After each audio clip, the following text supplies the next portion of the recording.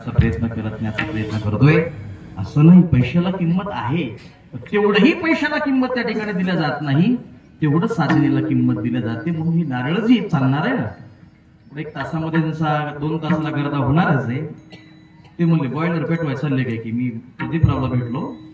प्रदीप जाधव म्हणले म्हातारगावकर, ते म्हणले तुम्ही बॉयलर पेटवायला चालल्यात काय की आरळ पेटवून देता काय की.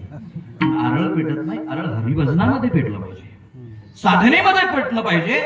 भगवंताच्या साधनेचा चमत्कार तुम्हा मला प्राप्त झाल्यामुळं आम्ही तेवढी बोली नारळाची घेतो. नारळाची किंमत 15 रुपये 20 रुपये हो, लाख 2 लाख रुपये नारळाची किंमत नाहीये. पण प्रसादाची किंमतच करता येत नाही. अमर्याद अशा प्रकारची, अकिंमत अशा प्रकारची प्रसादाची किंमत आहे. म्हणून मला मुलांनीच पोरांनी सांगितलं, बाबा तुम्ही काय करा, फक्त पूजेलाच या. मी सांगितलं मी पूजेला येतो, पण तुमच्यात जर काही परिवर्तन झालं नाही तर महाराज मेला म्हणा किंवा कीर्तन